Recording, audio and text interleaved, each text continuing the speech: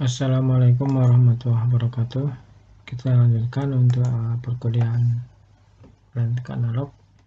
Kali ini kita akan membahas tentang switching regulator. Jadi kalau di minggu sebelumnya atau pertemuan sebelumnya kita sudah bahas voltage regulator, kita sekarang bahas tentang switching regulator. Nah, switching regulator ini secara prinsip lebih efisien ya dibandingkan dengan voltage regulator. Nah, dasar dari switching regulator.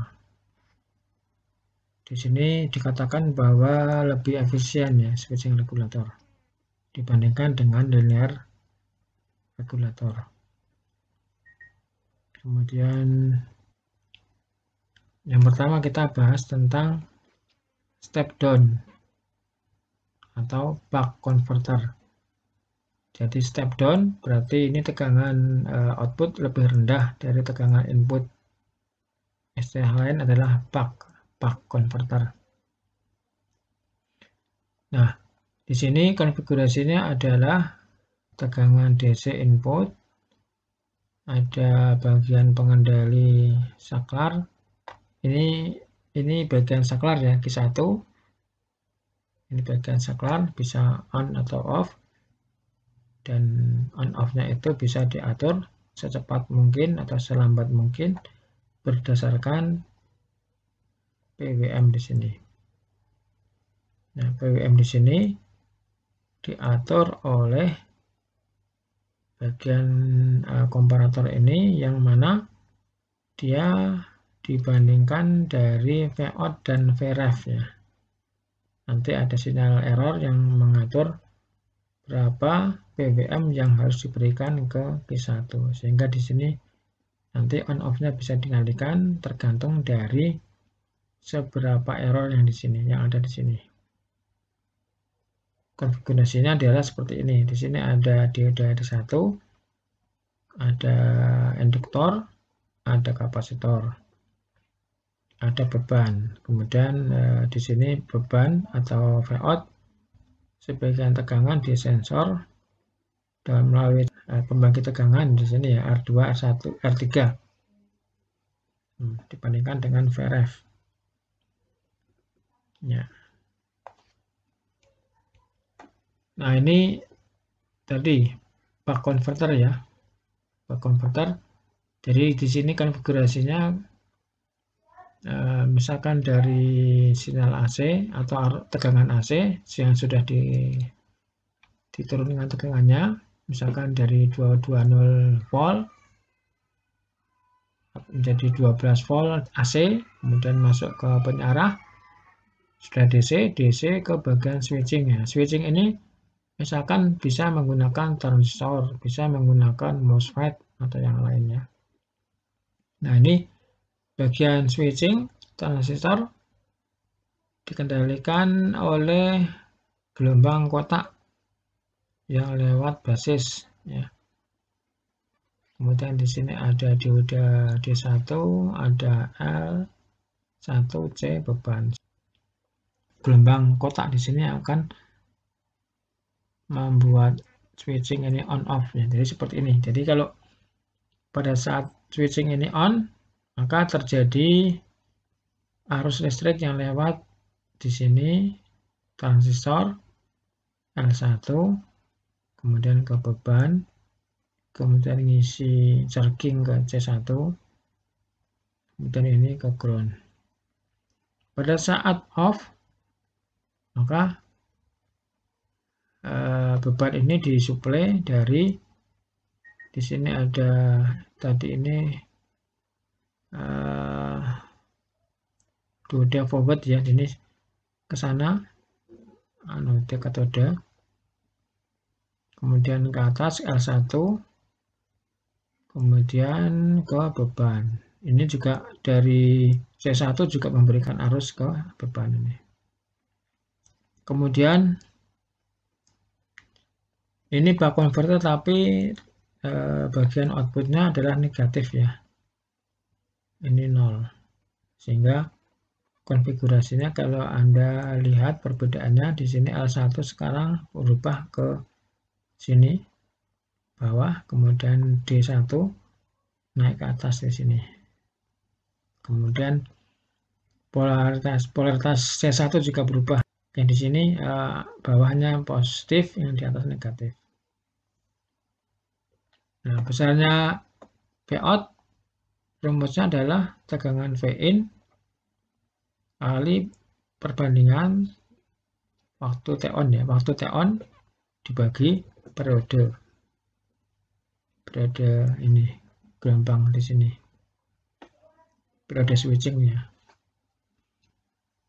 Berikutnya yang step up atau boost converter, jadi dia outputnya lebih tinggi tegangannya dari Vin. Jadi kalau ada baterai di sini misalkan 1,5 volt, bisa di boost jadi 12 volt. Nah, ini rangkaiannya seperti ini. Jadi di sini ada L, kemudian ada rangkaian switching, ini saklarnya Q1, mendapat masukan dari PWM yang dikontrol oleh pembanding di sini yang membandingkan dari referensi dan output. Jadi bisa diperhatikan konfigurasinya ya. Jadi switchingnya ada di ini dalam bentuk paralel atau shunt. Kemudian di sini ada L, ada L-nya seperti ini, ada dioda, ada C. Ya, berikutnya kalau misalkan T-on-nya adalah selebar ini, kemudian off-nya selebar ini, maka Vout-nya akan naik seperti ini, akan sebesar ini Vout. Kemudian ini kalau T-on-nya semakin lebar, T-on-nya sempit, ya, jadi T-on-nya semakin lebar, maka Vout-nya semakin lebar, semakin naik. Nanti kalau T-on-nya dibuat semakin kecil lagi, maka tegangannya akan turun. Ini yang dipakai sebagai boost ya, boost converter. Jadi tegangannya bisa dinaikkan dengan cara duty cycle-nya ini diperbesar. Ini kan duty cycle-nya katakanlah 1/4%, ini 75%, ini 10% ya, sehingga ini kalau dinaikkan 10% naik 10%, dinaikkan 70% akan naik 70%. Nah, prinsip kerjanya pada saat ini saklarnya on, dari sumber tegangan DC di sini kan lewat L, nah ini ya, sini ya, kemudian ke bawah lewat saklar, nah seperti ini. Ini pada saat on ya. Pada saat off dibuka, maka tegangan di sini sumber lewat L, lewat dioda, lewat kapasitor ke beban. Jadi Vout-nya sama dengan VL plus VC. VL plus VC. Saya ulangi ya. Ini pada saat on, harusnya seperti ini. L, saklar. Pada saat off seperti ini. Ya, sehingga kenapa Vout akan lebih besar, karena ada tambahan dari kapasitor tadi, juga kapasitor juga dari tambahan dari induktor ini. Jadi ini yang tadi saklarnya digantikan oleh saklar elektronik, ini MOSFET. Ini pengontrol duty cycle PWM, ini induktor, ini dioda, ini pada saat high, ini on, pulse high ini on, MOSFET-nya on ya, saklarnya on seperti ini rangkaiannya arusnya. Kemudian pada saat off ini low ya, rendah, kan low, ini akan sana. Nah, Vout-nya bisa dicari dari VS atau Vin atau V sumber ya, dibagi 1 dikurangi duty cycle. Duty cycle itu ini dalam kondisi on, ini high, dibagi dengan periode pulsanya. Misalkan contoh periode switchingnya di sini adalah 10 mikrosecond. 10 mikrosecond ini ya, 10 mikrosecond. VE-nya ini sini 9 volt. Kemudian waktu on-nya ini 5 mikrosecond. Nah, berapakah tegangan Vout? Kita bisa mencari tegangan Vout-nya. Tapi kita cari dulu ini ya. Duty cycle-nya adalah T-on per periode. T-on-nya kan berapa? 5 ya, 5 mikrosecond. Periode switching-nya 10 mikrosecond. Sehingga ini duty cycle-nya setengah. Nah, Vout-nya adalah Vs 1 dikurangi D.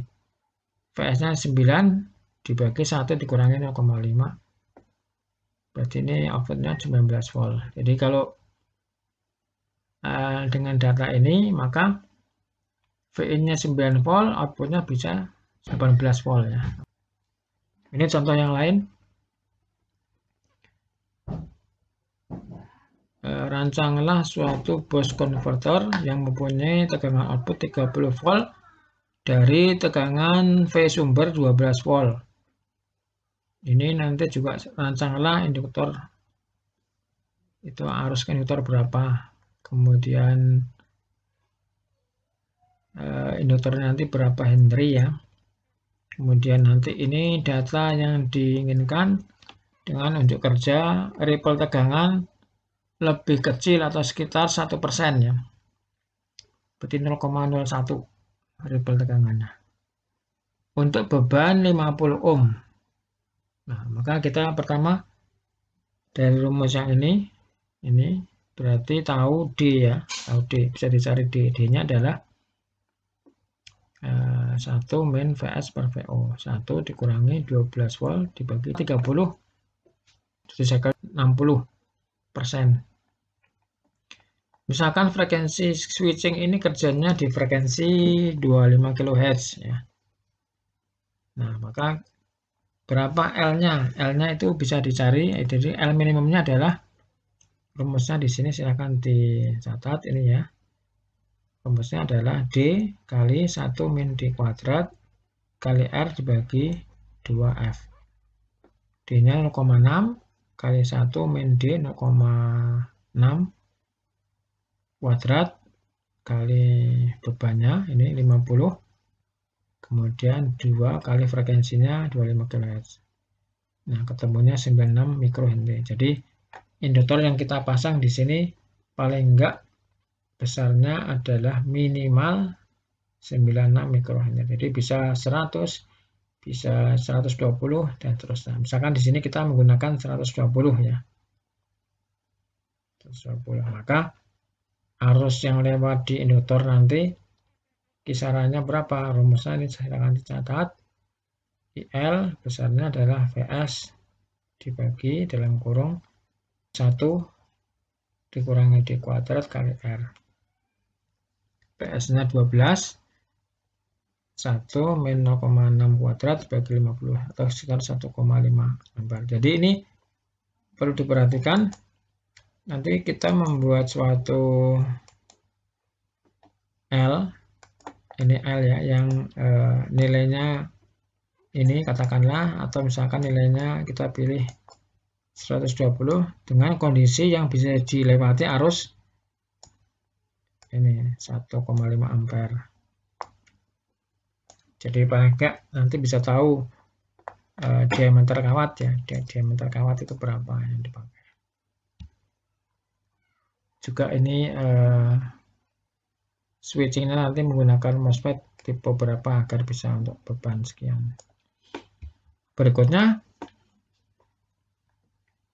kita catat lagi perubahan arus dibagi 2 sama dengan Vs kali D kali T dibagi 2L. Jadi ini Vs-nya 12, duty cycle-nya 0,6 ya. Dibagi 2 kali L. Ini kan tadi 120 mikrohenry ya, mikrohenry. Nah, kali frekuensi. Ya. Ini frekuensi ya. Sehingga di sini perubahan arusnya dibagi 2 sekitar 1,2 ampere, sehingga arus masuknya itu yang paling maksimum itu 2,7, paling rendahnya 0,3 ini ya, 0,7 tambah perubahan arus keduanya. Nah, ini juga rumus, nanti silahkan dicatat. Jadi ini VS D, kemudian T-nya itu atau periodenya ya, atau ya ini dicatat rumusnya ini. Kemudian kita juga perlukan kapasitor ya. Kapasitor itu besarnya adalah lebih besar sama dengan D/2. Ini ripple ya, ripple, kemudian ini frekuensi. Jadi 0,6 kali bebannya 50, ini ripple-nya 1% ya, kali frekuensi. Jadi diperlukan kapasitor paling enggak 48 mikrofarad ya. Jadi kalau kita simulasikan, ini switchingnya menggunakan transistor, ini frekuensinya tadi duty cycle-nya 60% ini ya, 60%. Ini 120, 12 volt jadi 30 volt ya. Ini bebannya 50 ohm. Nah, kita coba simulasi ini kan. Nah, ini 120. Ini dioda, ini kapasitor yang diperlukan. Beban. Ini duty cycle-nya 60 ya, 60%. Kita running 12 volt, input di outputnya bisa 30 volt, 29,13 volt, mendekati 30 volt. Jadi sudah sesuai dengan rancangan yang diperlukan di sini. Di sini tadi di mana? Nah, ini ya. Saya kira itu untuk switching regulator ya. Ini yang sering dipakai di peralatan-peralatan sekarang. Kalau seperti charger HP itu sekarang menggunakan ini, tidak menggunakan trafo. Kalau trafo secara fisik barangnya lebih besar, sehingga kalau ini barangnya bisa kecil seperti ini karena menggunakan induktor, menggunakan switching IC ataupun transistor MOSFET seperti ini. Jadi trafonya tidak ada, hanya trafo nanti penurun tegangan DC, kemudian langsung di lebih kecil lagi ada, kemudian ini untuk induktornya ini ya, induktor seperti ini ya. Saya kira itu ini yang inverter konflik dari sama ini ya, tadi sudah diterangkan ya, inputnya positif, outputnya negatif. Nah, ini kemudian ringkasan ciri dari buck converter, boost converter. Ini boost converter lebih, ini step up ya, lebih tinggi tegangannya. Ini L, jadi dioda, ini saklar. Kalau yang ini buck boost ya, buck boost, ini buck, saklar di sini, dioda di sini, L di sini. Saya kira itu ini tadi untuk ringkasannya. Sementara itu dulu. Saya kira cukup. Jika belum jelas, silakan bisa ditanyakan di grup ataupun di komen. Kita akhiri. Assalamualaikum warahmatullahi wabarakatuh.